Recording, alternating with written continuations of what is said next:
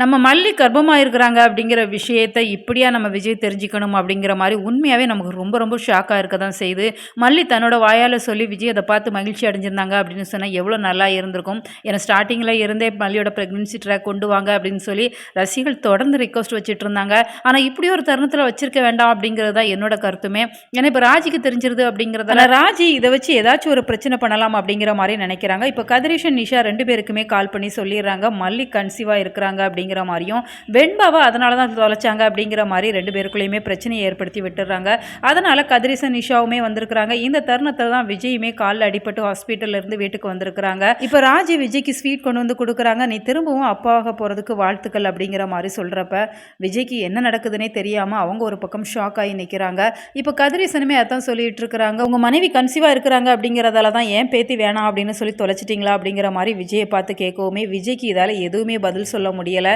மல்லி மேலே அவங்களுக்கு கோபம் அதிகமாக தான் வந்துட்டுருக்கு. ஏற்கனவே மல்லி மேலே கோபத்தில் இருக்கிறாங்க. இப்போ இவங்கெல்லாம் பேசுகிறத வச்சு அதிகமாக கோவப்படுறாங்க. என் பொண்ணை மட்டும் நீ தேடி கூட்டிகிட்டு வரல அப்படின்னு சொன்னால் இந்த வீட்டிலே நீ இருக்கக்கூடாது, என் கண்ணு முன்னாடியே முழிக்கக்கூடாது அப்படிங்கிற மாதிரி ரொம்ப ரொம்ப கோவமாக இப்போ மல்லியை பார்த்து பேசிடுறாங்க. ஏன்னா ஹாஸ்பிட்டல்லையுமே அவங்க பக்கத்தில் இருக்கிறது அவங்களுக்கு சுத்தமாக பிடிக்கல. நீ ஏன் இங்கே வந்த, நான் என் ஃப்ரெண்டு குணாவை தானே பார்த்துக்க சொன்னேன், அவனை எங்கே அனுப்புனேன் அப்படிங்கிற மாதிரி அப்போவே அவங்க கோவப்பட தான் செஞ்சாங்க. ஒரு வழியாக வீட்டுக்கு வந்தால் எல்லாம் சரியாயிரும்னு பார்த்தா இங்கே ராஜி அதற்கு மேலே பெரிய ஆப்பா வச்சுட்டாங்க அப்படிங்கிறதால இனிமே நம்ம வீட்டில் இருந்தால் சரியாக வராது அப்படின்னு சொல்லி இப்போ மல்லி நாகுவோட சேர்ந்து எப்படியாச்சும் வெண்பாவை மீட்டு கொண்டு வந்து தான் வீட்டுக்கு வரணும் அப்படிங்கிற மாதிரி பிளான் பண்ணி கிளம்பிடுறாங்க. அவங்க இப்போ ஆட்டோவில் தான் ஒவ்வொரு தெருவாக தேடி தேடி அலைஞ்சிட்டு இருக்கிறாங்க.